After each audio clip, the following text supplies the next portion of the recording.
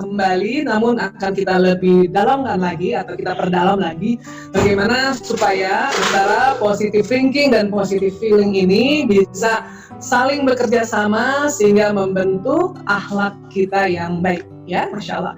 Dan saya mohon izin, seperti biasa kita lebih baik pakai slide supaya lebih memudahkan, ya. Saya mohon izin share screen. Oke, ya. Baik, inilah ya positive thinking dan positive feeling. Ya.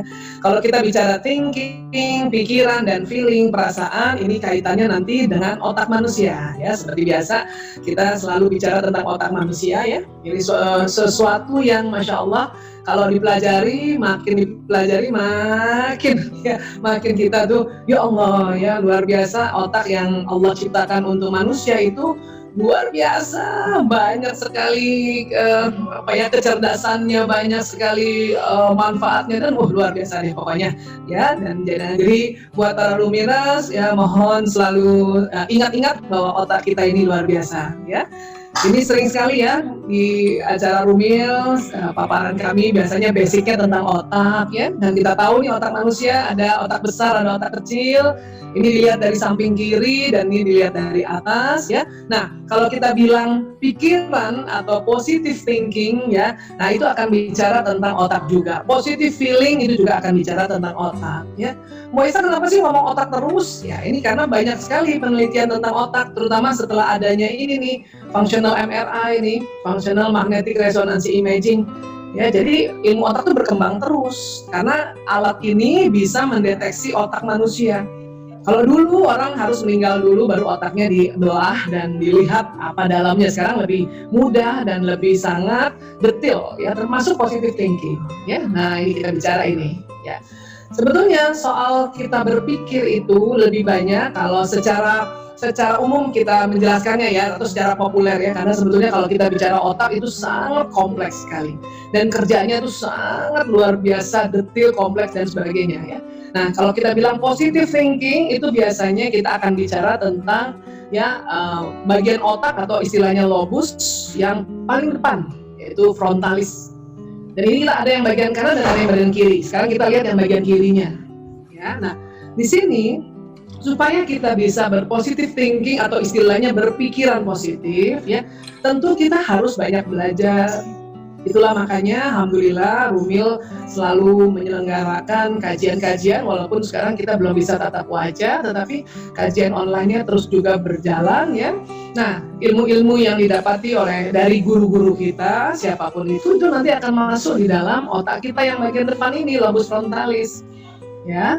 Nah, kemudian pelajaran-pelajaran yang kita baca sendiri lewat buku kah, atau misalnya kita searching sendiri tentang ya topik-topik apa, kan sekarang gitu ya, membaca kan nggak hanya lewat buku, membaca juga bisa lewat gadget, ya. Nah, dan kita kalau kita ngaji baca Quran, kemudian kita baca juga terjemahannya, itu juga masuk di sini. Malah sebisanya isi di lobus frontalis kita ini ya Al-Quran. Ya, tentunya ya kita mempelajarinya Al-Quran perlahan-lahan, kemudian kita juga pelajari ya penyebab-penyebab turunnya ayat ini, kemudian kita juga mencari adakah penjelasannya di hadis, kemudian kita juga mencari adakah penjelasannya di kesepakatan para ulama, ya, dan kita juga mencari ya adakah juga penelitian-penelitian gitu. Karena apa yang diteliti oleh para ilmuwan itu sesungguhnya adalah hukumnya dari Allah Subhanahu wa Ta'ala. Tadi istilahnya sunnatullah, ya. Nah, ini seperti ini misalnya bagian otak di bagian depan namanya frontalis, itu kan hanya dinamakan saja, tapi memang Allah membuat otak itu terbagi-bagi seperti ini, ya. Nah, ini jadi ilmu kita nih harus kita isi terus. Bu Esa, kalau pengalaman hidup gitu ya, gimana? Saya selama ini sama suami tentu ada pengalaman yang menurut saya positif dan menurut saya negatif. Itu tempatnya di mana ya? Itu di depan sini juga, di daerah sini. Di daerah dekat ya, ini lobus frontalis. Kalau ilmu yang di depan namanya prefrontal, ini pengalaman tuh di sini. Nah, kemudian di dalam otak ini nih, kalau kita lihat warna-warni, di dalamnya tuh ada melengkung tuh ya, melengkung elips itu. Nah, itu otak emosi kita. Emosi ini nanti dia bisa menentukan perasaan dan juga pikiran gitu, ya. Dan pengalaman-pengalaman yang kita lihat lewat mata, yang kita dengar, ya itu nanti masuk ke dalam lobus frontalis di dekat ya tempatnya emosi di sini atau istilahnya sistem limbik. Ya, nah makanya karena apa yang kita lihat, apa yang kita dengar, apa yang kita rasakan dalam selama kita hidup ini, karena ada kaitannya dengan emosi, maka dia akan terekam di dalam memori. Apakah menjadi ya memori positif atau negatif? Gitu. Nah, ilmu yang kita pelajari itu adalah tentunya selalu ilmu-ilmu positif. Inilah nanti yang kita dijadikan sebuah referensi ya untuk memaknai ya pengalaman yang terekam di memori ini. Makanya kalau kita misalnya ya lagi kesel gitu ya, itu pasti yang seringnya kita ingat itu pengalaman yang negatif karena ada di sini gitu. Jadi antara emosi ya, emosi ini akan mewarnai perasaan dan mewarnai pikiran, maka uniknya itu kalau kita sedang emosinya negatif atau ya membuat perasaan kita negatif dan juga membuat ya pikiran kita negatif. Karena luar biasa nih, emosi ini mempunyai peran yang sangat kuat di dalam kerja otak.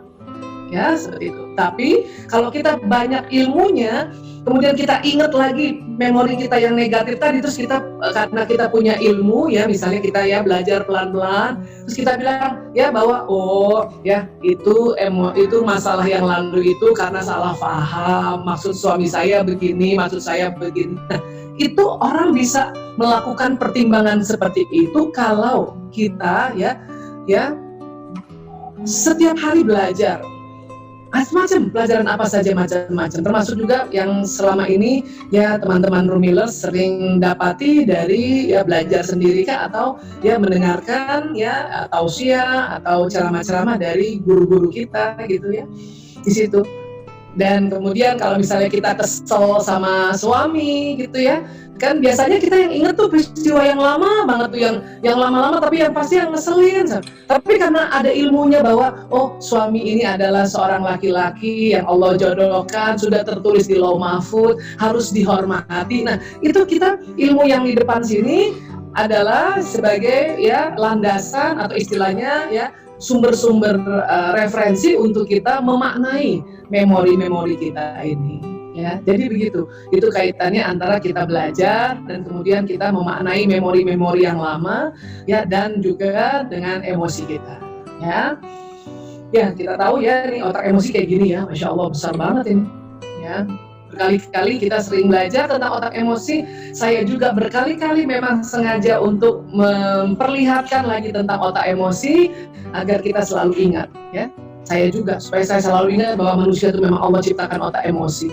Ini terdiri dari rangkaian-rangkaian, ya ini nggak usah dihafal, tetapi kita tahu bahwa otak emosi itu ada di dalam. Di situ dia akan terjadi sebuah sistem-sistem, ya, sistem hormonal, ya, sistem stimulasi-stimulasi antara organ yang satu dengan organ yang lain untuk menghasilkan hormon-hormon. Ada yang kadang menghasilkan hormon bahagia karena memorinya atau yang kita alami bahagia. Ada yang bikin hormonnya itu jadi kesel gitu ya, karena menstimulasi ya peristiwa yang kita ingat itu adalah peristiwa yang negatif sehingga kita teringat lagi yang negatif, dan hormon yang keluar itu ya hormon yang sejenis noradrenalin ya, yang rasanya bikin kita itu deg-degan. Seperti itulah kira-kira kerjanya ya.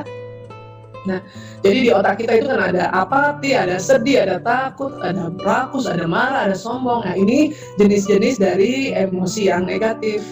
Itu pula yang waktu lalu-lalu ya sering sekali saya sharing tentang bagaimana kita memanage emosi itu agar ya yang kalau emosi negatif bisa kita manage menjadi emosi positif, maka yang nanti kita ingat itu adalah pikiran yang positif dan perasaan yang positif. Ya. Nah ini tadi, kalau kita lihat dari samping kiri ini otak emosi nih, ya besar ya. Ya. Nah itu otak ilmu tuh di sini, prefrontal cortex, otak pengalaman tuh di sini. Gitu. Nanti berbagai macam cara. Nanti otak watak ada di daerah sini, bakat ada di sini. Ya. Nah inilah. Makanya sekarang ya antara pikiran positif dan perasaan positif itu ternyata diwarnai oleh otak mamalia ini. ya. Sehingga ya kalau kita bisa mempositifkan semuanya, positive feeling, positive thinking, maka ya hal-hal tersebut dia akan jalan di badan kita. Lewat mana? Lewat sistem saraf ini. Sehingga membentuk perilaku yang selalu positif. Selalu membentuk akhlak yang baik, akhlak yang selalu positif, ya.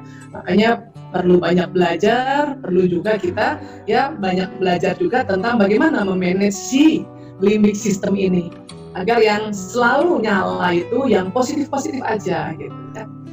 Nah, ini dia. Ya. Kalau kita bicara otak emosi, nanti kita akan ketemu nih level-level emosi ini juga berkali-kali juga saya sering sampaikan di mana saja, bahkan di Rumil ya. Mudah-mudahan kita kalau setiap nanti ilmu diulang-ulang itu ya membuat kita tambah paham. Ya. Nah, jadi emosi ini ada semua kan di otak kita. Ya, kadang kita ada di kalau digabungkan dengan ilmu nafsu, ada di nafsu lawama, ada amarah, dan ada lagi memang nafsu yang baik namanya mutmainnah. Ya, mutmainnah. Nah, karena semuanya ini ada di otak kita yang di otak emosi, maka memang ini sering naik turun. Kadang-kadang ada istilahnya juga keimanan kita naik turun itu karena dipengaruhi si emosi ini. Artinya ilmu kita yang di depan di sini kadang lupa loh kalau Allah maha segalanya. Kenapa? Karena otak emosi ini sedang berada di bawah, sedang marah kah, sedang takut kah, atau sedih. Kita kalau lagi di bawah ini nih, kita lupa kalau Allah maha segalanya.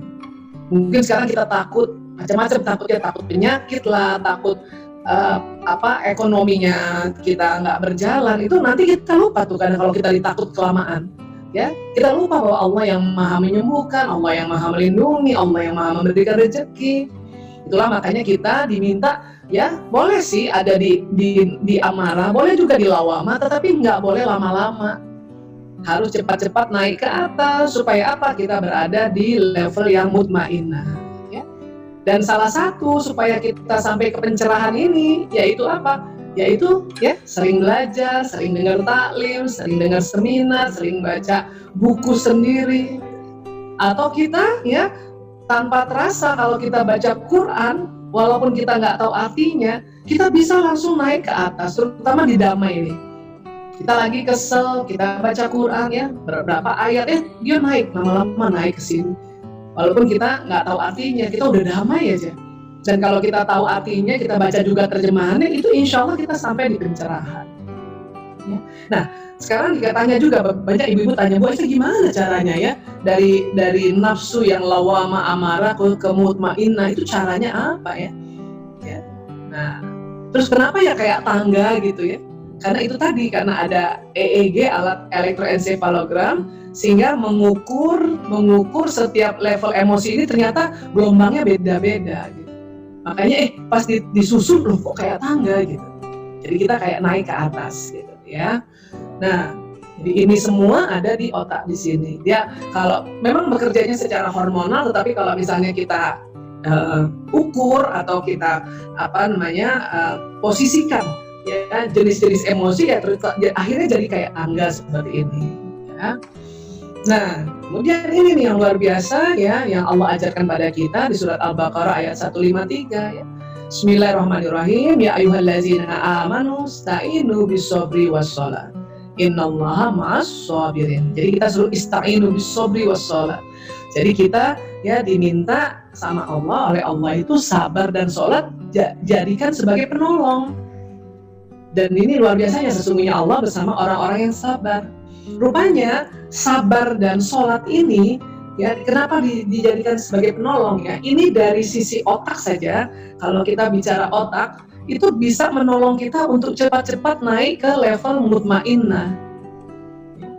Dan level mutmainnah ini yang sering disebut zona ikhlas. Ini banyak keuntungannya atau banyak pahalanya kalau kita lebih sering berada di level mutmainnah ini.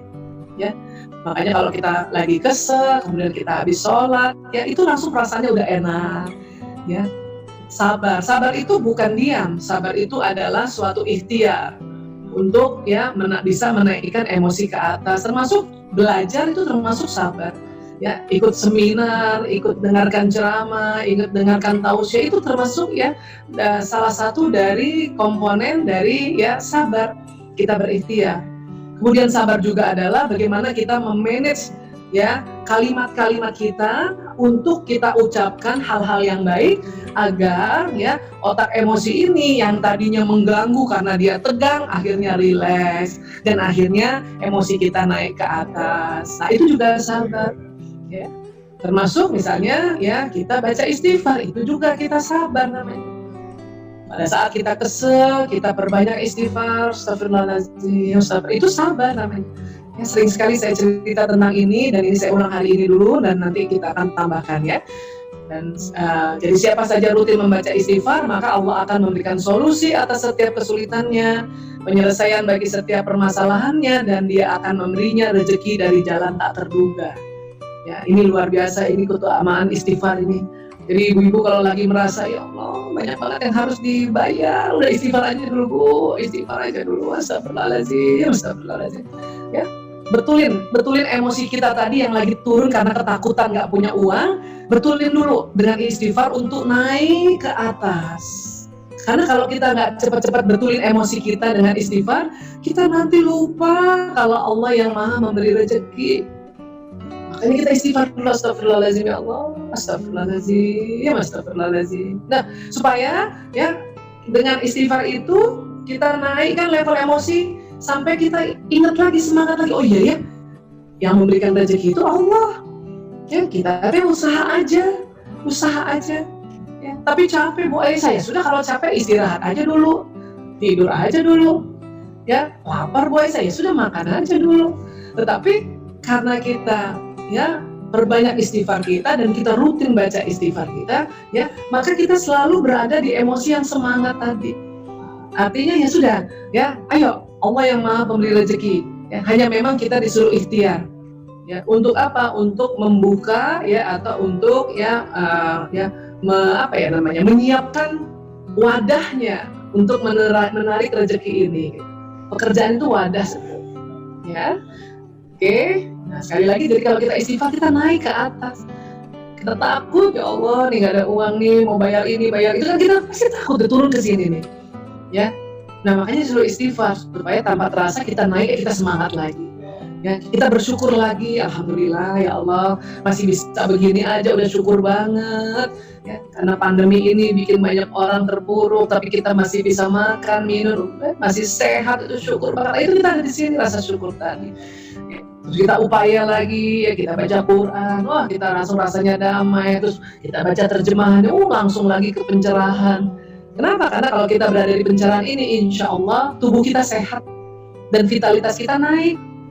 Ya, kenapa? Karena itu tadi, ya, kekebalan tubuh kita itu apabila kita sering berada di enlightenment atau pencerahan, yaitu di gelombang 700 sampai 1000, dia ya membentuk daya tahan tubuh yang luar biasa. Dan kondisi sekarang butuh banget seperti itu. Ya. Baik, dan pada saat kita istighfar atau kita bertahlil atau kita mengucapkan kalimat-kalimat thayyibah lainnya, ya, dan diminta untuk dilafazkan, ya, sedikit berbisik, astagfirullahaladzim, itu ya akan menarik oksigen, dan oksigen itu akan nanti setelah bekerja di paru-paru, ya terjadi pertukaran, kemudian nanti dibawa ke jantung, jantung memompa darah yang banyak oksigennya. Sehingga otak emosi ini tadi yang tadi mewarnai pikiran, mewarnai perasaan, ya, dan mewarnai perilaku, itu yang tadinya tegang jadi rileks karena ada oksigen yang datang ke sini. Ya. Baik, nah ini dia. Dan orang-orang yang sabar dalam kesempitan, penderitaan, dan dalam peperangan, mereka itulah orang-orang yang benar imannya. Dan mereka itulah orang-orang yang bertakwa. Ini surat Al-Baqarah ayat 177. Karena banyak orang-orang suka begini nih ya, teman-temannya ibu-ibu ya, mungkin kalau lihat ada seorang istri sabar ya, nggak cepat marah, nggak cepat cemas, tapi sabar, itu suka diledekin kan. Lo jangan sabar-sabar gitu ya, jangan terlalu sabar, jadi istri kan ada yang suka begitu ya. Padahal kalau kita sabar itu yang benar. Jadi buat ibu-ibu, kalau ada yang bilang lo jangan sabar-sabar banget jadi ibu, jangan sabar-sabar banget jadi istri, Bu, tetaplah sabar. Ya, kenapa? Karena kita punya pegangan di Al-Baqarah 177. Ya, jadi kalau orang yang sabar dalam kesempitan, ya ini tadi wasabirina fil ba'sa'i, ya dalam kesempitan, wadharra'i, ya dalam penderitaan, seandainya ibu merasain menderita, Ya. Dan juga nih dari dalam peperangan mahinal ba'si, ya, ulaika allazina shadaku, malah itu yang benar, itu yang benar. Ya.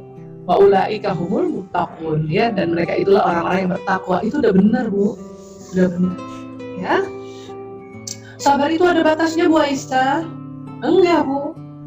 Yang tanpa batas itu ya yang ada, ya. Jadi sabar itu yang pahalanya tanpa batas. Sabar ada batasnya itu keliru. Sabar pahalanya tanpa batas, ini yang benar. Surat Az-Zumar ayat 10 lagi nih. Innama yuwaffas sabiruna ajrahum bighairi hisab. Sesungguhnya hanya orang-orang yang bersabarlah yang dicukupkan pahala mereka tanpa batas. Jadi Bu, kalau Ibu bersabar Bu, itu udah benar ya. Ingat ya, itu udah benar dan pahalanya tanpa batas. Ya, itu tadi. Dan ingat, sabar bukan cuma diam, ya, diam merongkol gitu, bukan. Sabar itu ada ikhtiar-ikhtiar. Ya, sabar dan sholat. Nah, dua sabar dan sholat, dua jenis. Ya, sabar dan sholat ini adalah ya sebuah aktivitas atau sebuah ikhtiar atau sebuah perbuatan. Jadi sabar itu ya Ibu bilang astagfirullahaladzim, itulah dalam rangka sabar. Ibu belajar lagi ya, kalau lagi sedih udah istighfar sambil Ibu istirahat, Ibu searching ya, Ibu dengarkan ya tausiah, itu namanya sabar. Ya, Ibu kesel sama anak, terus Ibu nggak tahu bagaimana caranya ngurus anak, Ibu baca buku untuk cari tahu caranya ya, atau Ibu dengar lagi seminar-seminar parenting atau seminar-seminar para guru-guru kita tentang bagaimana ya membimbing anak, itulah sabar ya. Dan itu tadi, kenapa sih harus capek-capek banget dari emosi bawah, yang emosi ya nafsu amarah atau lawamah, kita capek-capek naikin ke mutmainah supaya kita membawa kebahagiaan, badan ini juga sehat insya Allah ya. Tapi itu tadi ya, Ibu harus paham bahwa memang ya kita ini di otak ini dipengaruhi oleh emosi. Emosi itu juga dipengaruhi oleh kondisi eksternal dan internal juga, Bu. Bukan hanya kita lihat seseorang dan lihat orang itu mukanya masam baru kita kesal, bukan. Kadang-kadang di dalam diri kita juga muncul juga membuat emosi itu menjadi negatif. Apa sih kondisi internal? Satu, Ibu capek, Ibu penat, itu di kondisi internal. Atau maaf, kita yang ibu-ibu masih produktif ya, mau mens atau mens hari pertama sampai kadang hari ketiga tuh paling secara internal, secara faktor perdalaman itu memang terjadi perubahan hormonal ya, itu juga memicu emosi kita ya. Jadi hal-hal yang seperti ini Ibu harus paham. Oh ya, aduh saya capek nih, udah ambil air putih, istirahat ya, tapi sebelum istirahat istighfar dulu. Supaya apa? Supaya Ibu waktu tidur nggak bawa hal-hal yang negatif. Ya, nah itu. Atau misalnya, aduh saya udah istighfar ya, kemudian udah minum banyak, kenapa masih nggak enak perasaan? Ibu lihat catatan, oh mau mens. Sudah. Berarti kondisi sekarang itu diperberat karena hormon estrogen progesteron sedang turun. Karena mau mens. Ya sudah, tapi justru kalau kita tahu gitu, malah kita memaklumi, bahkan memahfumi ya kondisi kita, sehingga kita langsung oh kayak gitu. Jadi kalau kita oh kayak gitu, berarti emosi kita udah naik sampai ke pencerahan, ya sudah tinggi lagi, ya Bu. Dan ingat, sistem saraf ini saya berkali-kali bilang dia kerjanya kayak kabel listrik, ya. Nih, jadi ada listriknya. Jadi tubuh kita di jalan listrik Bu, di sistem saraf, ya. Dan kecepatan jalannya impas listrik dan pesan ini cepat banget nih Bu. Makanya kenapa ya kita baru lihat aja suami mukanya masam gitu, bukan basam tapi masam ya, buruk gitu, terus kita langsung emosi. Kenapa? Ya itu tadi, apa yang dilihat, apa yang didengar, apa yang kita rasakan itu cepat banget jalannya ke otak kita, sekitar 240 km per jam. Bahkan kalau kita ketusuk duri langsung sakit gitu ya, atau kejepit, karena dia jalannya cepat ke atas. Ya. Dan kalau nanti dari otak kemudian sumsum tulang membawa pesan ke seluruh tubuh, itu lebih cepat lagi, 320 km per jam. Makanya kadang dari stimulasi sensorik 240 kemudian ke motorik 320, cepat banget itu ya, cepat banget. Makanya kita juga kalau pas lihat suami mukanya ya gitu masam terus kaku rata, itu pas kita lihat itu terjadi di otak kita, terus kita ya rasa kesel, dan kita juga sama muka kita ya, akhirnya muka kita yang masam juga. kita lawan dia dengan muka yang jelek, dengan senyum yang ke bawah bukan ke atas. Itu karena cepet banget, Bu. Apa yang dilihat langsung stimulasi di emosi kita, mempengaruhi pikiran, mempengaruhi perasaan, dan juga mempengaruhi tingkah laku kita. Makanya ada istilah tuh, emosi itu mendasari feeling, thinking, acting gitu. Perasaan, pikiran, dan acting, action kita, perilaku kita. Ya. Nah makanya kita yang perlu kita taklukkan itu, atau kita kelola itu, kita jaga. Ya, atau orang Jawa bilang jaga kewarasannya itu, yaitu emosi kita tadi. Ya, caranya apa itu tadi? Sabar sholat. Astagfirullahaladzim, kita bawa sholat, ya. Kemudian di sholat itu kita minta ampun, kita istighfar. Nah, itu cara-cara yang luar biasa yang Allah berikan. Ya, nah ini tadi. Jadi perasaan itu mempengaruhi pikiran, kemudian nanti mempengaruhi perilaku. Kenapa? Karena itu tadi perasaan kan ada di sini nih, dipengaruhi oleh emosi ini. Ya, dan pikiran juga dipengaruhi, sehingga perasaan dan pikiran ini jalan di badan ini, sehingga membentuk apa? Membentuk perilaku. Kalau perilaku setiap hari dilakukan membentuk kebiasaan. Kebiasaan kalau tiap hari dilakukan membentuk karakter namanya. Ya, dia dikenal sama orang, oh dia karakternya ya karakter wanita muslimah banget. Ya, dia karakter istri yang penyabar banget, istri yang ya sabar. Nah, itu tadi karena kita punya kebiasaan, dan nanti karakter menentukan nasib kita. Ya, ada orang merasa nasibnya itu sudahlah ketimpa tangga, terinjak-injak. Ya, ibu kalau merasa nasib ibu buruk, ya entah nasib terhadap suami kan, nasib terhadap anak, atau nasib terhadap ya materi kita menganggap buruk gitu ya, maka ibu kalau mau cepat betulin perasaan ibu. Karena nanti perasaan ini lebih power dibanding pikiran. Betulin perasaan ibu. Ibu selama ini gimana sih sama suami misalnya gitu ya. Ibu merasa nasib saya sama suami misalnya kok buruk banget ya. Ibu betulin perasaan ibu selama ini. Perasaan ibu sama suami apa sih? Kesel kah? Marah kah? Betulin, cepat-cepat betulin. Caranya itu tadi istighfar. Astagfirullahaladzim. Walaupun kita kadang sudah banyak belajar, ya kita punya ya belajar banyak ilmu di sini ya misalnya. Itu kadang-kadang lupa sementara. Kenapa? Karena emosi ini mempengaruhi perasaan itu lebih dominan. Ya, makanya betulin dulu perasaannya, baru nanti keinget lagi. Oh iya, ya ternyata ya suami saya itu ngomongnya sedikit, mukanya rata. Emang begitu laki-laki. Nah itu kan baru kita ingat tuh di pikiran kita. Kalau perasaan kita sudah kita betulin. Nah, karena perasaan sudah positif, pikiran positif, maka nanti perilaku kita juga positif. Walaupun suami mukanya rata, kita tetap senyum sama dia, karena udah tahu bahwa emang laki-laki kayak gitu. Kita udah betulin perasaan kita, pikiran kita juga udah betul, maka perilaku kita baik. Karena perilaku kita baik, kita punya kebiasaan yang baik. Suami akan ingat kebiasaan kita yang baik ini. Bahkan suami langsung ingat, saya punya karakter, istri saya karakternya itu karakter soleha, misalnya kayak gitu. Dan akhirnya membetulkan nasib antara suami dan istri itu. Ya, Mbak Isa, nasib saya buruk banget nih, pekerjaan saya ya selalu terhambat, ya apa yang saya jual nggak laku-laku. Misalnya ibu menganggap nasib ibu terhadap pekerjaan ibu buruk, sekarang betulin dulu perasaan ibu terhadap pekerjaan itu. Ibu senang nggak sama pekerjaan itu? Bersyukur nggak sama pekerjaan itu? Aduh, saya mah kepaksa dengan pekerjaan itu. Maka perasaan terpaksa itu ibu istighfar dulu untuk naikkan ke perasaan ya paling tidak semangat untuk mengerjakan pekerjaan itu. Ya, bahkan kalau bisa naik lagi ke bersyukur, untung masih ada kerjaan loh Bu. Ya, kadang pekerjaan yang kita lakukan itu kita nggak suka, tetapi saat itu apa yang harus kita kerjakan kita lakukan.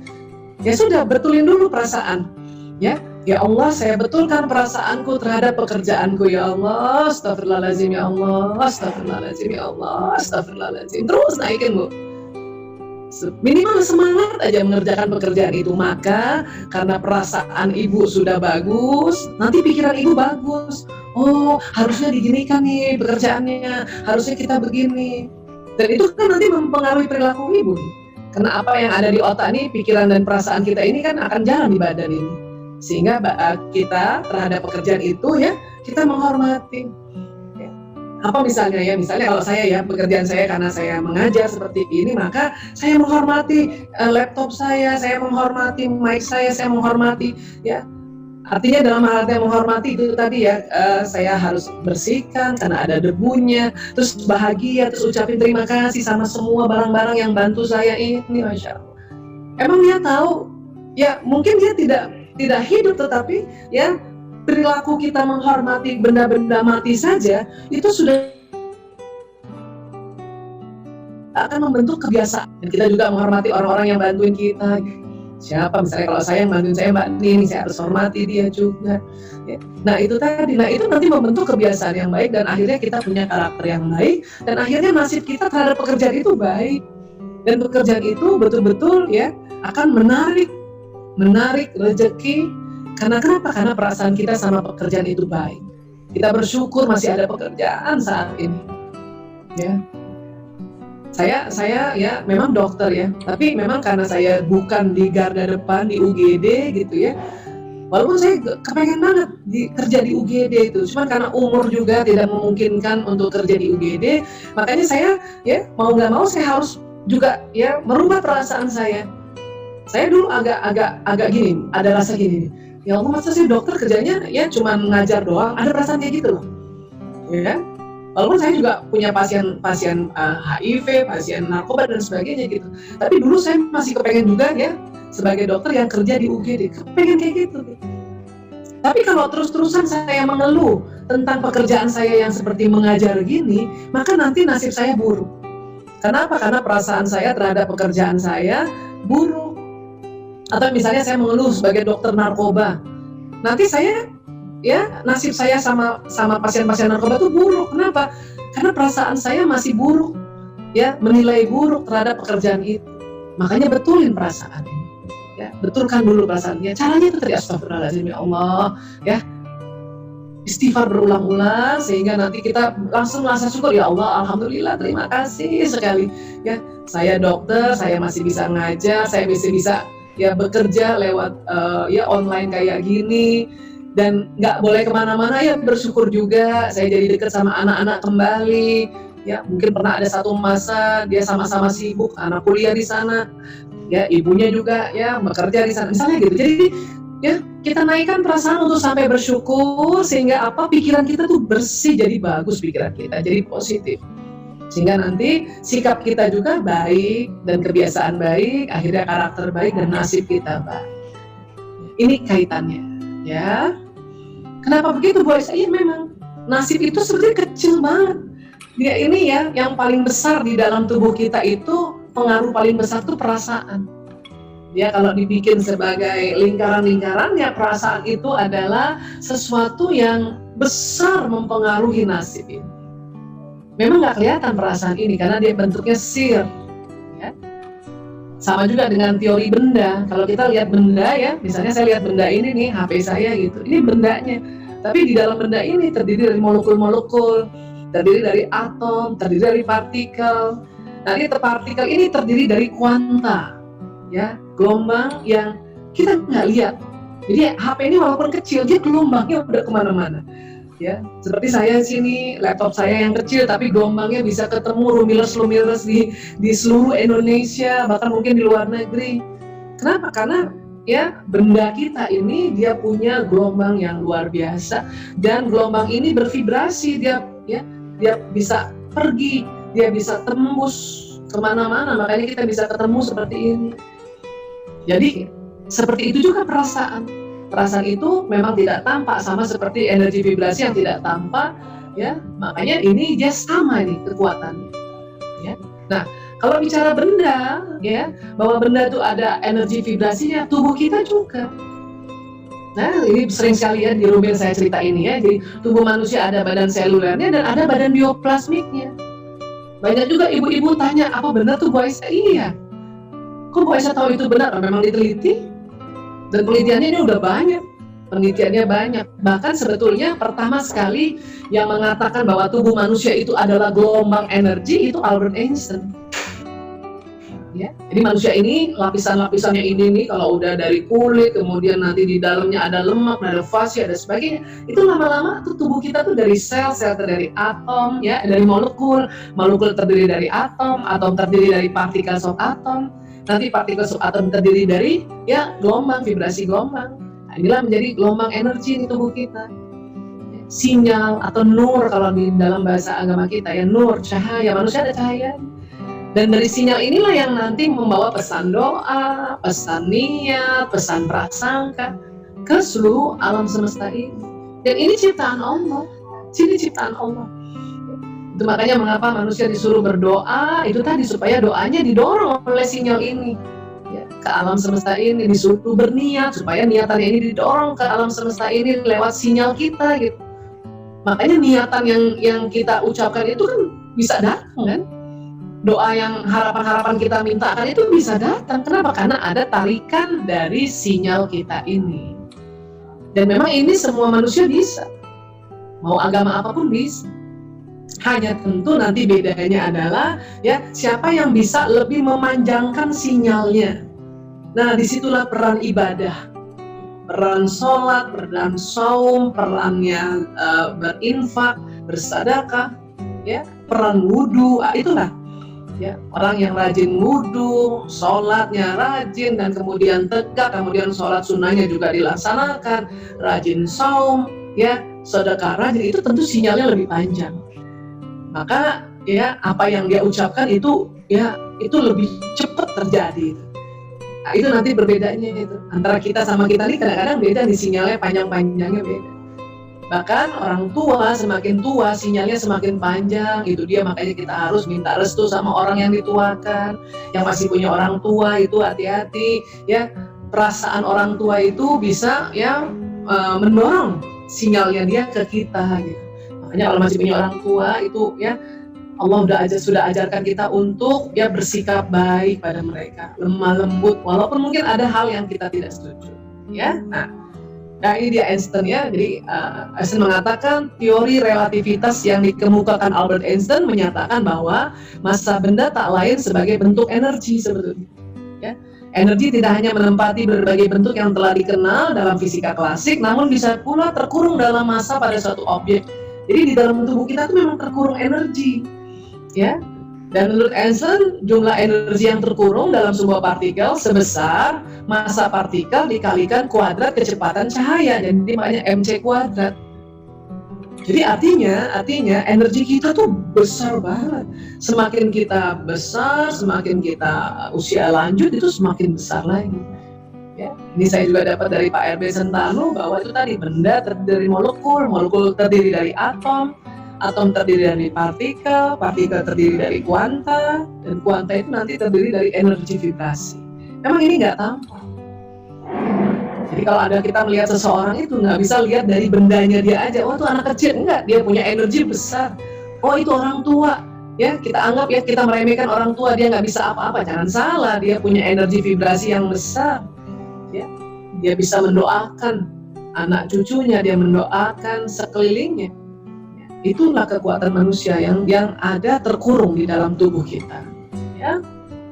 Nah ini juga Richard Feynman ini mengatakan ya, jadi ini ada ilmunya nih kalau ibu-ibu mau mempelajari ilmu tentang tadi bioplasmik tadi itu lewat elektrodinamika kuantum, ya.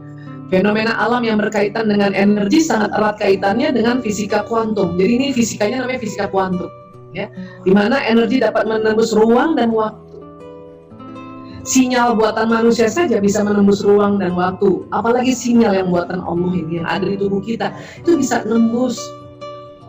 Makanya orang zaman dulu tuh belum ada gadget yang bisa nembus kayak gini aja, mereka ya sudah bisa berkomunikasi dengan antar orang di seberang sana, raja di Jawa berkomunikasi dengan ya raja di Sulawesi dengan apa? Dengan kekuatan bioplasmik tadi. Ya, memang dulu ada istilahnya telepati, itulah kekuatan dari bioplasmik tadi. Kok bisa tahu mereka ya, raja ini mengatakan itu? Biasanya mereka akan ya mendapat jawabannya itu atau mendapatkan sinyal-sinyal itu ditangkap itu nanti pada saat mimpi terasa, oh ya raja di Jawa menyampaikan pesan ini. Nah, bisa kayak gitu kira-kira tangkapan dari receiver dari badan manusia. Ya. Ini tadi manusia tuh kan ada titik-titik pembuluh meridian inilah yang nanti menangkap dia. Ada yang receiver, ada yang transmitter. Ya, ini juga saya sudah sering cerita di Luminous, ya Rubiles.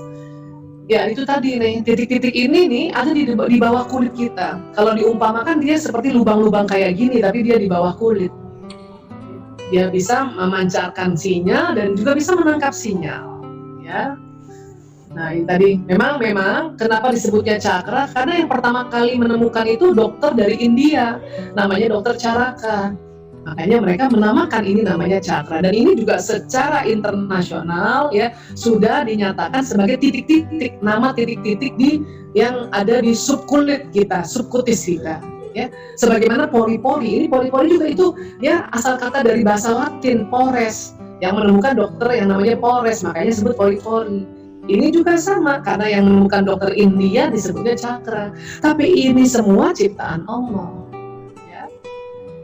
Dan nanti dari mana energi itu? Dari tubuh kita, dari sel-sel tubuh kita. Terutama yang mitokondria ini yang memetabolisme energi di sini, dari sini. Jadi nggak usah heran. Tubuh kita ini ada energi yang ada di dalam tubuh dan dia bisa keluar juga, itu karena produksi atau metabolisme hasil dari mitokondria, ya. Makanya dia keluar.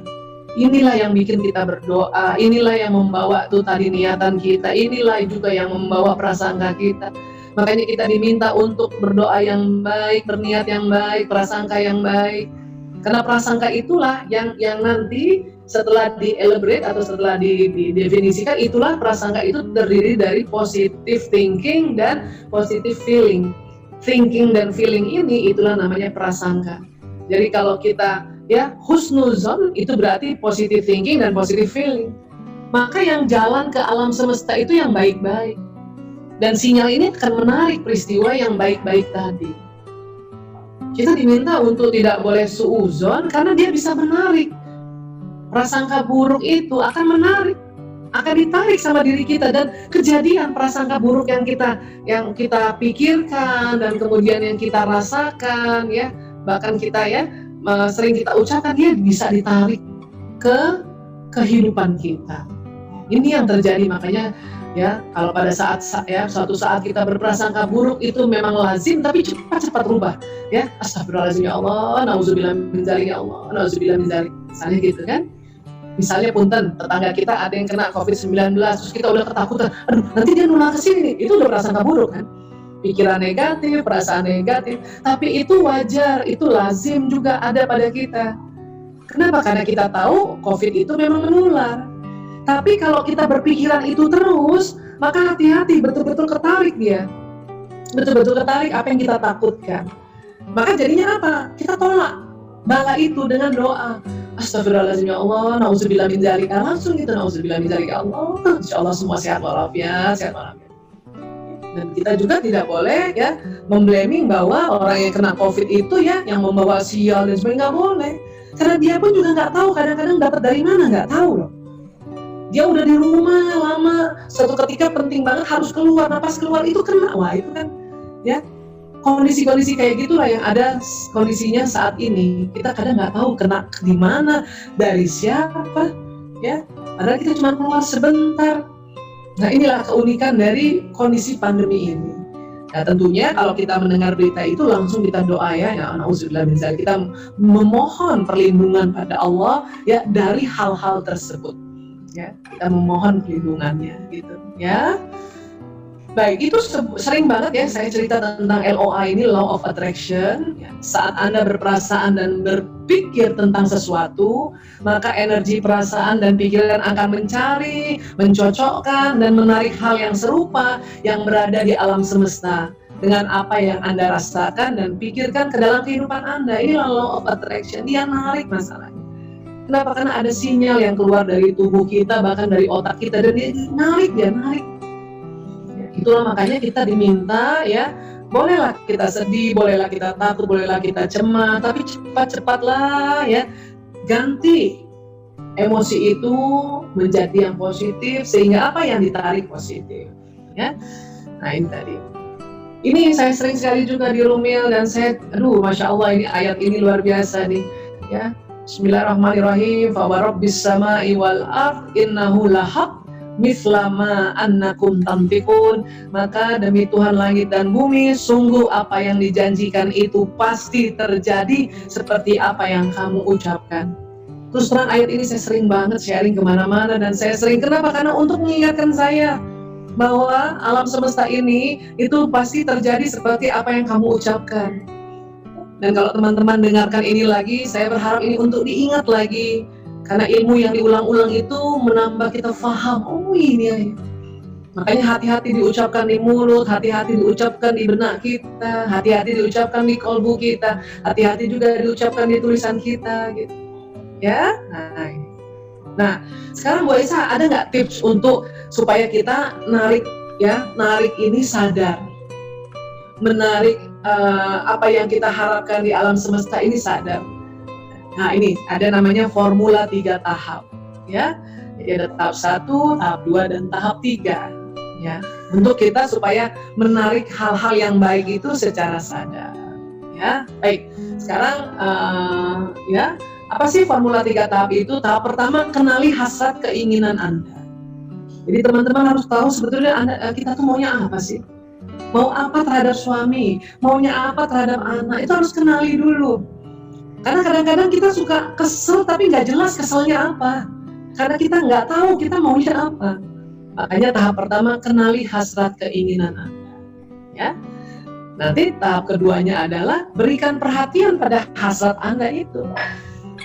Kita pengen sesuatu ya, kepengen ya sesuatu yang baik, tapi kita nggak pernah memberi perhatian pada hal yang baik ini. Kita malah ingatnya yang negatif terus. Makanya ya yang ditarik yang negatif. Jadi ini ada formula 3 tahap itu. 1, kenali hasrat keinginan Anda. Tahap 2, berikan perhatian pada hasrat Anda itu. Nanti kita belajar gimana caranya ya. Ketiga, biarkan hasrat itu menjelma nyata. Jadi kalau kita sudah ya tahu tentang keinginan kita, kemudian kita sudah perhatikan keinginan kita, dan biarkan hasrat itu menjelma nyata. Di situlah kita ya tawakal tuh Allah. Tanpa kita ngoyo, tapi kita sudah melakukan ya tentang apa yang kita mau, kemudian kita sudah perhatikan apa yang kita mau. Habis itu kita kasih ya, kita tawakal pada Allah. Nah itu tadi, membiarkan hasrat ini menjelma nyata. Ya, nanti kita lihat lagi lebih dalam ya. Baik. Tahap 1, kenali hasrat keinginan Anda. Gimana caranya Bu Aisyah? Ya banyak sebetulnya caranya ya, tapi hari ini kita belajar, coba ambil kertas, ibu-ibu ambil kertas ya. Kalau bisa nih ambil kertas, ini yang mau ya, yang mau untuk mengenali hasratnya, ambil kertas kemudian dilipat. Ya. Dulu juga pernah saya bikin di Rumil, ini sengaja untuk diulang lagi supaya kita bisa ya tambah pahamnya, kertas dilipat ini. Bu Aisyah mau bikin apa sih? Kita mau bikin yang namanya kontras, ya, kontras untuk mengenali apa keinginan kita, ya. Jadi caranya membuat kontras. Apa sih kontras itu Bu Aisyah? Nah ini kita kasih tahu ya. Nah kontras ini adalah apa saja yang tidak Anda suka, yang membuat Anda tidak nyaman. Jadi kertas ini kan dibagi 2 nih. Kertas yang sebelah sini coba kita bikin ya namanya kontras. Nah itu apa sih yang nggak disuka, dan nanti yang lembar berikutnya apa yang kita suka, ada istilahnya clarity ya, apa yang kita suka. Contohnya apa sih Bu Aisyah? Coba contohin deh. Nah misalnya ya, nih ya, saya nggak suka kalau suami pulang tidak meluk ya, jadi kita tulis saja. Apalagi saya kesel bila suami pergi dan tidak chat WA bila sudah tiba. Ini saya ya, ini contoh saya ya. Nah saya harus tulis terus di kontras saya seperti ini. Ya, jadi tulis dulu apa yang ibu nggak suka. Ada 3 kah, ada 4 kah, terserah. Kalau saya cuma 2 ini aja nih. Sekarang ini ya, kalau dulu banyak ya. Nah, terus gimana setelah ibu tulis kontras? Sekarang kita tulis di clarity-nya. Jadi yang kamu suka atau yang saya suka yang apa? Kalau tidak suka, bahwa saya tidak suka kalau suami pulang tidak meluk, jadi maunya apa? Ya, saya mohon, saya mau suami kalau pulang memeluk saya walaupun sebentar, misalnya gitu. Saya kesal bila suami pergi tidak chat WA bila sudah tiba. Jadi maunya apa? Dan saya mau kalau suami pergi sudah sampai di satu tempat itu, dia kasih tahu saya. lewat chat kah atau lewat telepon, ya itu maunya saya, maka ditulislah di clarity ini. Nah contohnya gini, ya saya mohon bilang suami. Jadi kita untuk mau tahu maunya kita apa, justru tulis dulu apa yang kita nggak suka. Karena kita ini lucu ya, manusia ini lucu nih. Kalau ditanya apa yang kamu mau, dia suka bingung, apa yang saya mau ya. Tapi kalau ditanya apa yang kamu nggak suka, langsung cepet. Makanya ya para ilmuwan membuat tekniknya begitu, tulis dulu kontrasnya, baru apa yang kita suka, apa yang kita maui, ya. The next-nya ini apa yang kita harapkan gitu. Nah ini contoh dua ini pada diri saya ya. Jadi langkah pertama tadi saya harus tahu apa yang saya mau. Oh ternyata saya maunya suami itu meluk saya kalau dia sampai di rumah sebentar aja, ya gitu, entah berapa detik. Dan saya maunya itu kalau suami pergi dan kalau sudah tiba dia chat atau telepon, mau itu. Makanya saya kenali mau saya sekarang. Nah sekarang, ya kenapa sih begitu? Karena otak kita ini ya itu membawa pikiran. Kalau kita pikir yang ini terus, maka ini terus yang terjadi, kontras terus yang terjadi. Ya, jadinya dia nggak meluk, jadinya dia juga nggak pernah chat. Kalau kita mikir ini terus, yang kontras, ya kenapa? Karena ini nanti akan keluar terus nih. Nah sekarang kita mau membentuk yang baru, yang clarity ini. Ini supaya sinyal kita yang didorong tadi, karena kan tadi kan kita punya vibrasi. Maka yang terbroadcast tuh yang maunya kita tadi, yaitu ingin dipeluk, ya walaupun sebentar, dan ya mau karena suami saya memang selalu keluar kota. Saya cuma berharap dia ya nggak apa-apa keluar kota, karena saya juga tahu dia kuat, dia sanggup. Tapi kalau udah sampai kasih tahu dong kan. Kalau dulu nggak pernah gitu, ya. Nah ini sharing saja sebagai contoh ya, karena yang paling bagus kan contoh dari diri sendiri ya. Nah karena saya sudah mulai merubah cara berpikir saya, maka itu yang terjadi, ya. Jadi tulis dulu. Nah, sekarang tahap kedua, berikan perhatian pada hasrat itu. Artinya apa? Ya, kita terus membaca clarity tadi. Ya Allah, saya mohon ya Allah, suamiku apabila sampai rumah dia memelukku walaupun sebentar. Kita terus baca itu gitu. Terus berdoa seperti itu yang apa yang kita inginkan. Atau kalaupun kita nggak doa, kita baca tadi clarity tadi ya. Yang mana sih boy saya clarity loh, yang ini loh nih. Kita baca ini gitu. Ya. Kalau perlu kita ulang-ulang terus ya. Bahkan ya kalau perlu kita pasang. Ibu pernah nggak foto sama suami dipeluk? Ya, kalau pernah pasang itu di gadget kita. Ya, pasang, bikin vision board-nya, taruh di dekat cermin, taruh di foto-foto yang kita dipeluk itu ya, foto-fotonya itu simpan di HP dan kita liatin itu terus. Itu namanya kita memberikan perhatian pada hasrat itu gitu. Ya. Jadi kalau misalnya clarity nih, ini nih kan kita maunya yang ini, kita sudah nggak boleh lagi nih lihat yang ini. Kalau perlu ini ditutup, tuh kita tutup, ya kita tutup ya. Makanya dia muncul ini. Kita terus liatin ini ya. Banyak ibu ya, banyak istri kepengen dipeluk tapi yang diingat-ingat yang ini gitu. Yang diingat-ingat yang ini. Ini nggak usah diingat-ingat lagi. Bu Aisyah kalau teringat bagaimana? Istighfar cepat-cepat, astagfirullahaladzim ya Allah, astagfirullahaladzim. Terus ngomong lagi, saya mohon bila suami saya ke rumah memeluk saya walau sebentar. Nah itu makanya ini ditutup. Ya. Oke, nah ini namanya memperhatikan. Kita memperhatikan apa yang kita harapkan. Ya, yang ketiga, biarkan hasrat itu menjelma nyata. Ya, kenapa? Semua tergantung pada kerelaan Anda. Kadang kita nih doa tapi nggak rela. Kita doa berharap suami kita memeluk kita, tapi kita nggak rela. Kenapa? Ya kalau nanti dia ya misalnya dia peluk kita terus, nanti nggak ada alasan untuk kita marahin dia. Ada yang begitu gitu. Ada alasan nanti kita ya nggak damprat dia, ada yang begitu karena nggak rela terhadap apa yang diinginkan tadi. Ini makanya ya. Kecepatan hukum ketertarikan mewujudkan keinginan Anda berbanding lurus dengan besarnya kerelaan Anda. Ya. Rela nggak suami ya memeluk kita setiap hari? Sudah rela nggak suami nanti kalau sampai di tempat tujuan dia chatting kita? Atau itu harus rela dulu. Kok bisa ya Bu Esa, keinginan positif orang nggak rela? Ada nggak rela itu, ya. Nah, jadi kerelaan ini, ya, kerelaan membiarkan hasrat menjelma nyata hanya bisa dilakukan dengan membuang getaran negatif, keraguan. Oh, maksudnya itu tadi. Orang nggak rela nih, ya, suaminya ini seperti saya minta tadi memeluk karena suka ada keraguan, getaran negatif ini. Sehingga yang pergi ke dia, ke suami kita ini atau ke anak kita kalau kita punya prasangka buruk, itulah yang pergi. Keraguan ini yang akan jalan, bukan keinginan. Itu yang kadang-kadang menghambat doa kita. Keraguan ini menghambat pikiran kita, menghambat energi positive thinking dan positive feeling. Dari mana datangnya keraguan, ya? Ya, keraguan itu getaran negatif paling sering berasal dari keyakinan-keyakinan yang menghambat. Ya. Apa saja keyakinan penghambat itu? Nah, itu yang sering kita dengar, isu-isu yang kita dengar, gosip-gosip kita dengar, ya, pernyataan-pernyataan misalnya ya para entah orang-orang yang kita sering dengar bahwa macam-macam pernyataan yang negatif itu yang bikin kita ragu. Ya. Jadi menghambat ini, keyakinan ini menghambat. Karena itu tadi, kita sering banget dengar yang jelek-jelek. Padahal di dalam surat Yunus ayat 36, ya, Bismillahirrahmanirrahim, dan kebanyakan mereka tidak mengikuti kecuali persangkaan saja.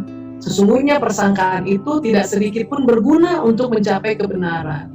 Sesungguhnya Allah Maha mengetahui apa yang mereka kerjakan. Jadi kalau kita ngikutin prasangka, Allah sudah bilang tuh prasangka yang itu tuh nggak benar, prasangka itu, apalagi ya yang suudzon. Makanya kita kalau mendengarkan sesuatu harus ya teliti kembali, benar nggak sih influencer ini ngomong apa, benar nggak sih artis ini ngomong apa, benar nggak sih teman saya ini ngomong apa, ya mungkin itu tadi itu salah satunya. Lo jangan sabar-sabar banget jadi istri, ya capek lo sabar-sabar banget. Itu juga yang namanya informasi-informasi itu akan membentuk keyakinan yang salah. Padahal kalau kita lihat lagi di Al-Quran, ya tadi dikatakan kalau kita sabar itu yang benar, ya. Sabar itu ada batasnya. Itulah tadi, ya isu-isu tadi itu, omongan-omongan orang itu membuat keyakinan kita keliru. Ya, berbagai virus prasangka dan pikiran negatif yang tanpa disadari merasuk ke dalam benak manusia. Sehingga manusia berangsur-angsur lupa atau tidak percaya atau tidak yakin akan sifat kesempurnaan yang berupa kebaikan, kelebihan, kekuatan, dan potensi diri. Ya. Lo jangan ini dagang online, ya kita sering ditipu, misalnya gitu ya. Nah itu bahaya itu jadi virus di pikiran kita, ya. Dan nanti akan membuat perasaan kita juga jadi galau terus, jadi ketakutan terus, ya. Nah itu kadang-kadang virus-virus kayak gitu tanpa terasa, ya. Manusia justru menjadi lebih ingat atau percaya atau yakin akan sifat ketidaksempurnaan seperti keburukan, kekurangan, kelemahan, dan ketidakmampuannya. Karena sering dengar yang jelek-jelek tadi, jadi kita malah percaya yang begini, ya, percaya tentang kekurangan kita, kelemahan kita, dan sebagainya. Ya. Manusia cenderung tidak percaya atau tidak yakin bahwa hidup itu nikmat serta menyenangkan dan karunia hanya pantas disyukuri. Bener loh Bu, ya hidup itu nikmat, pokoknya kita syukurin aja setiap hari. Ya, kita nggak boleh kemana-mana, nggak bisa ya jalan-jalannya, sudah syukur. Kita bisa ketemu anak-anak, bisa bebenah rumah pelan-pelan kan gitu, syukuri kan. Manusia nggak percaya atau tidak yakin bahwa rezeki sudah diatur dan tidak perlu adanya kekurangan. Banyak yang nggak percaya gini nih. Ya, karena itu tadi selalu dengar-dengar omongan orang yang salah itu, ya. Terus kita kadang nggak percaya apa tubuh bisa menyembuhkan dirinya sendiri, suka nggak percaya. Padahal memang Allah sudah memberikan begitu banyak bala tentara di tubuh kita untuk menyembuhkan diri kita sendiri. Yang penting itu tadi istirahat, ya, makan minum yang bergizi, udah istirahat. Saya juga begitu, kalau udah paling nggak enak perasaan atau nggak enak ya mungkin tadi apa itu tadi minta izin sama anak-anak sama suami untuk tidur, ya untuk istirahat dan yakin. Kemudian kita doa Bismillahirrahmanirrahim, Bismillahirrahmanirrahim, Bismillahirrahmanirrahim, la yadurru ma'asmihi syai'un wa la fil ardi wa la fis samai wa huwas samiul alim. Kita doa untuk diri kita itu. Tapi banyak orang nggak percaya loh kalau tubuh bisa menyembuhkan dirinya sendiri. Ya. Kemudian ya manusia banyak atau cenderung tidak percaya kalau perasaan dan pikiran lebih kuat dari tindakan.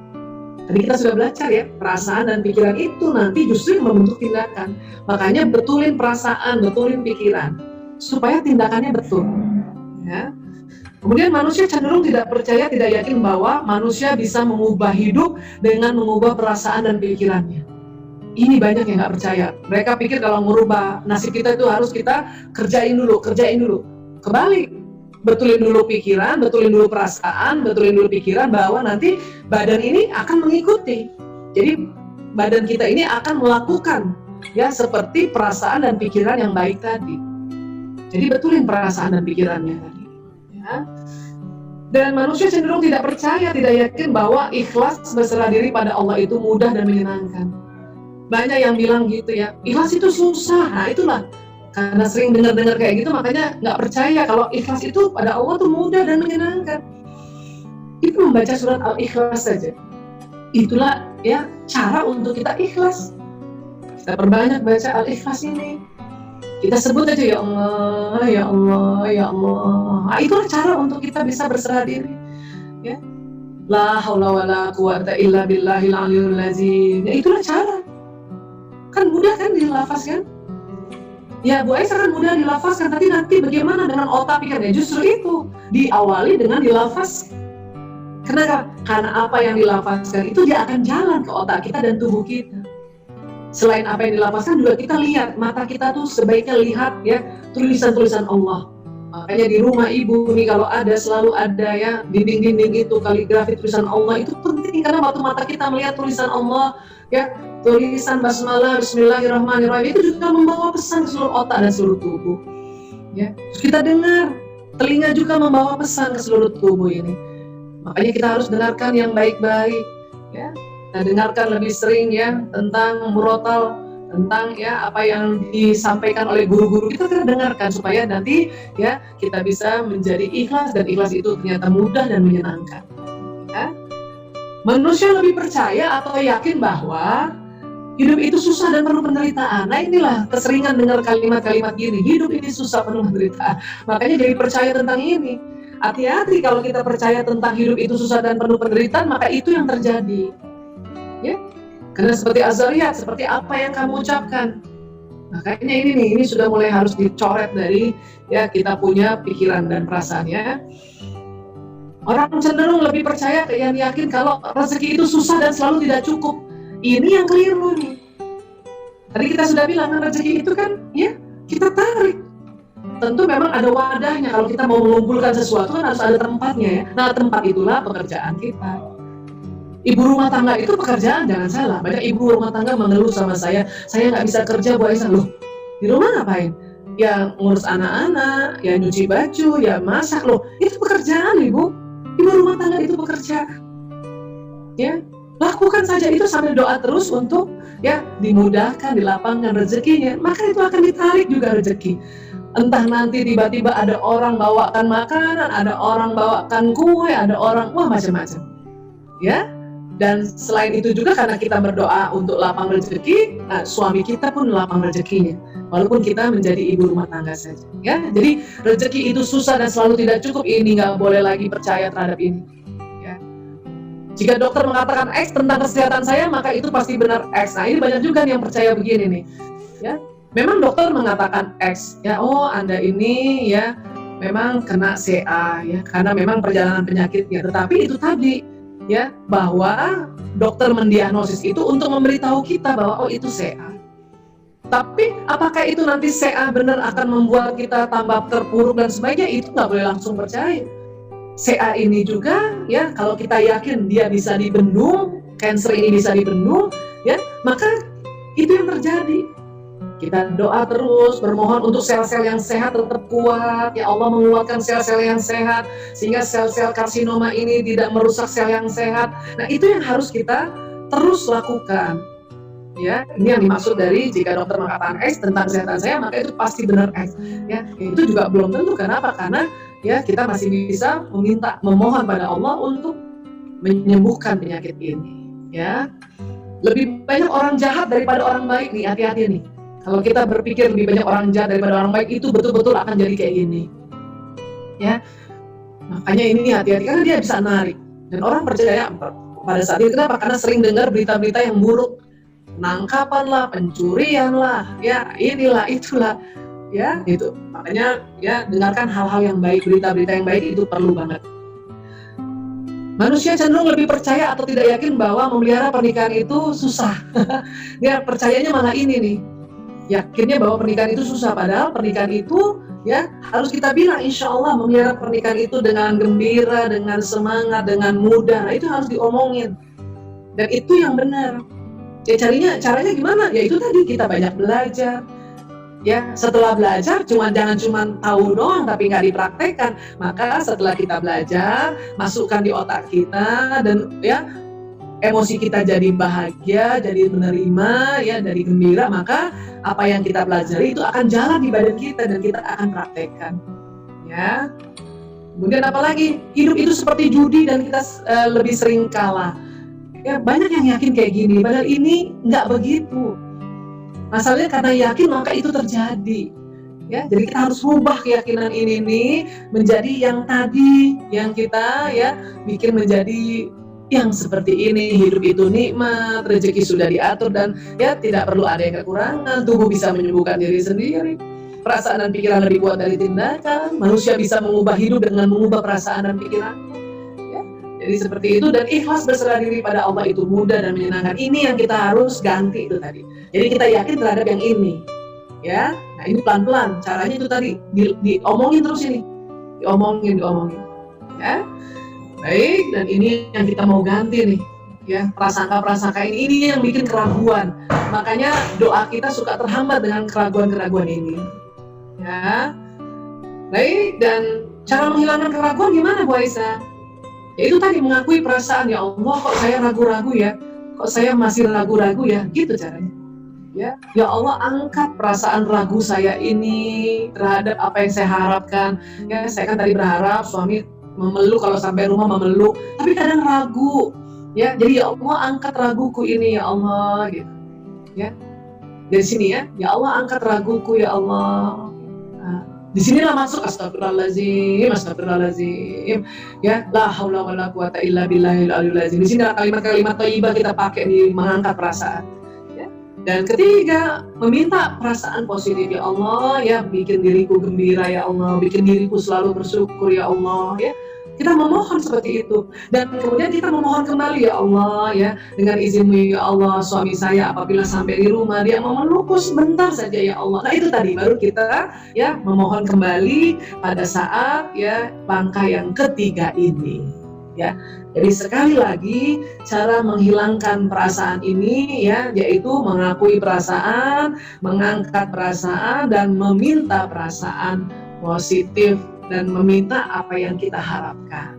Ya, jadi inilah teknik-teknik yang insya Allah ya kalau kita pakai ya dan kita terapkan, insya Allah kita akan menarik apa yang kita maui tadi, yang kita harapkan. Dan ternyata betul setelah saya pakai teknik ini, suami saya itu walaupun misalnya pas mau tidur ya, dia usap dulu ke badan saya, walaupun saya nggak minta ya, dia usap belakang saya, ya, dia itu tanda bahwa dia sayang sama dia, usap di belakang gitu, atau paling dia begini kan, atau kepala saya diusap-usap, itu tanpa diminta lagi. Kenapa? Karena saya sudah men-setting otak saya, ya, saya tahu apa yang saya harapkan. Dan saya mencoba menghilangkan keraguan, walaupun ini sering muncul lagi. Sudah kita hilangkan, dia muncul lagi. Ya, kita lakukan pakai ini lagi, pakai 3M tadi, mengakui perasaan, mengangkat perasaan, meminta perasaan positif, ya, dan mungkin tambah 1M lagi jadi 4M apa? Memasrahkannya pada Allah. Ya, jadi sekali lagi ya ibu-ibu, sahabat-sahabatku, para rumilers ya, mudah-mudahan ya kita bisa membentuk pikiran positif dan membentuk ya perasaan positif sehingga ini menjadi sebuah kekuatan pada diri kita. Dan ini semua ya adalah karunia dari Allah. Ya, terima kasih sekali lagi, terima kasih. Insya Allah semua sehat walafiat dan juga selalu bahagia. Ya, sekali lagi maaf lahir batin. Wabillahi taufiq wal hidayah. Assalamualaikum warahmatullahi wabarakatuh.